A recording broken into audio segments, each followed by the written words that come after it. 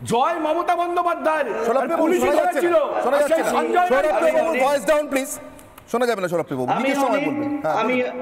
আমি অনেক দূরে বসে আছি, এত চেঁচামেচি হলে আমি নিজেও বলতে পারবো না এবং দর্শকরা কেউ কিছু শুনতে পাবে বলে আমার মনে হয় না। দেখুন, একটা বিশেষ মারাত্মক যে মহিলা সুরক্ষা এবং মহিলাদের নিরাপত্তা দেওয়ার জন্য রাষ্ট্রীয় মহিলা আয়োগ কাজ করে, সেই জায়গায় আমরা কাজ করতে এসেছি। অভয়াকাণ্ডেও এসেছি, সেখানেও আমরা রিপোর্ট সাবমিট করেছিলাম, কিন্তু কোনো জিনিস আমাদের কোনো সাজেশন রাজ্য সরকার মানেনি। এই আজকে মামনি রুই দাস যে মেয়েটি, তার যার সম্বন্ধে মৃতা মেদিনীপুর মেডিকেল কলেজের, তার মৃত্যুর কারণ যখন অনুধাবন করছি আমরা আমাদের 10 জন ডাক্তারকে সাসপেন্ড করা হলো সরকারের থেকে।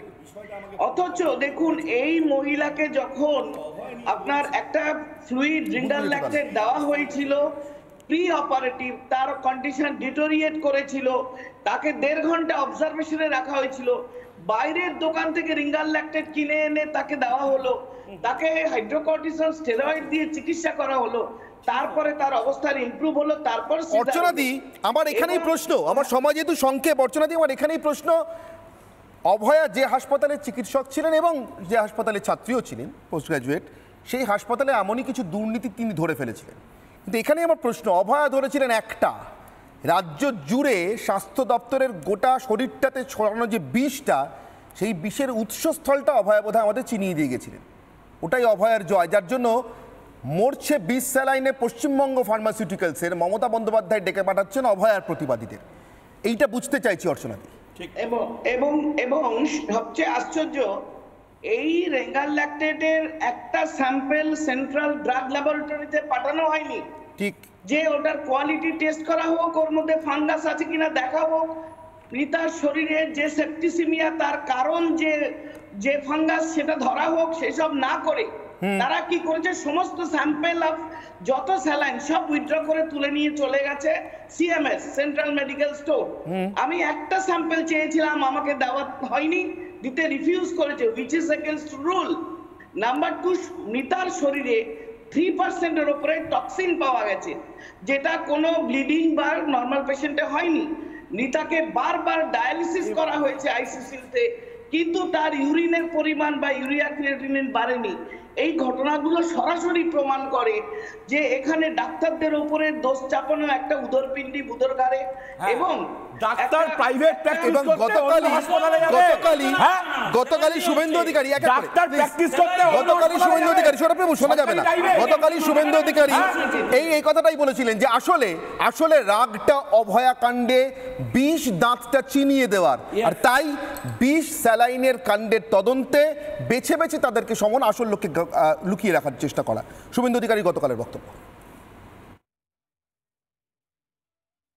কর্তব্যে অবহেলার টার্মটা এবং একসঙ্গে আরজি করের জুনিয়র ডক্টরদের যে আন্দোলন, সেই আন্দোলনে বিব্রত মুখ্যমন্ত্রী তথা অপদার্থ স্বাস্থ্যমন্ত্রী তার প্রতিহিংসা পরায়ণতাকে চরিতার্থ করার জন্য এই সুযোগটাকে কাজে লাগিয়ে এই সাসপেনশন যেটা করেছেন, এটা অবৈধ, অগণতান্ত্রিক।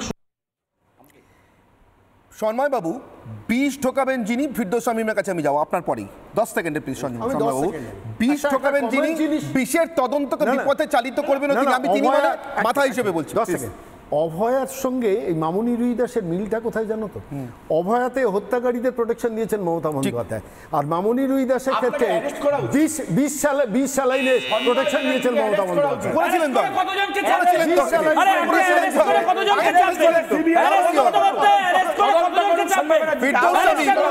ফিরদৌস শামীম, এক মিনিট, ফিরদৌস শামীম, শঙ্কুদেব বুঝুন, ভয় থেকে হয়, আরে শঙ্কুদেব ভয় থেকে হয়। ফিরদৌস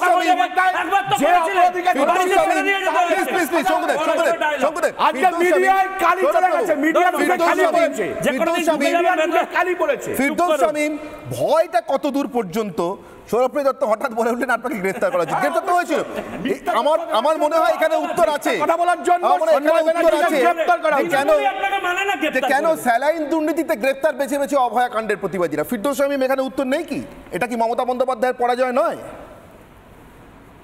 দেখুন, আমি কিছুক্ষণ আগে মমতা বন্দ্যোপাধ্যায়ের একটা বক্তব্য শুনছিলাম, তিনি বলছিলেন আমি তো টাকা ইচ্ছা করে দিতেই পারি, কারণ সুপ্রিম কোর্টের একটা স্কিম রয়েছে। আমি কলকাতা হাইকোর্টেরই একটি অর্ডার, একটি জাজমেন্টের একটা প্যারাগ্রাফ পড়ে আপনাদের শোনাবো। প্লিজ।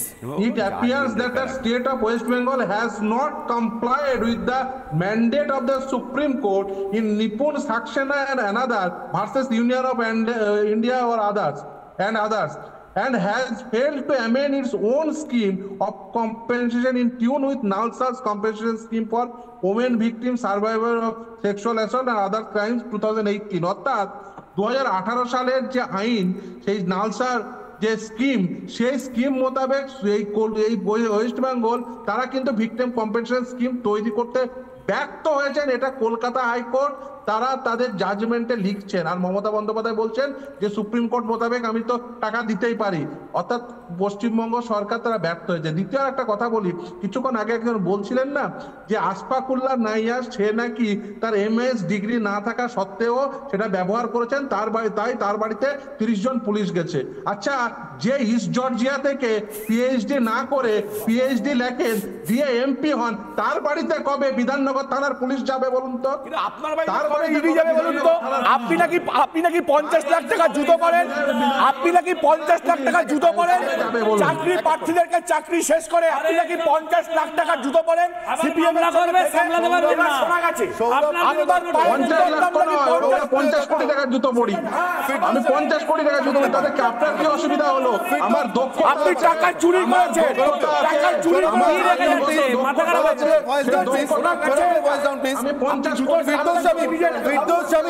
ফিরদৌস শামীম, আমি বলছি এখানেই মমতা বন্দ্যোপাধ্যায়ের পরাজয়। ফিরদৌস শামীম,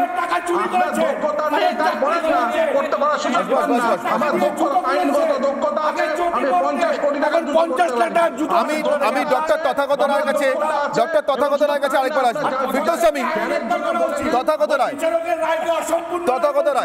হ্যাঁ, তথাগত রায়, সঞ্জয় প্লিজ,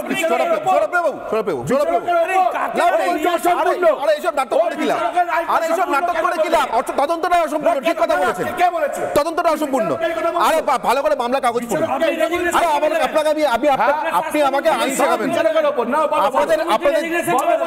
আরে সৌরভবাবু, আইন ব্যবস্থার প্রতি আপনাদের মর্যাদা দেখে নিচ্ছি। এইটাই আইনসভা। তথাগত রায় অভয়াকাণ্ডের প্রতিবাদীদের বেছে বেছে 20 স্যালাইন কাণ্ডে গ্রেফতার করার চেষ্টা, অন্তত ডেকে পাঠিয়ে হেনস্থা করার চেষ্টা। আপনি কি এর পরেও আশা দেখছেন না? নিশ্চিতভাবে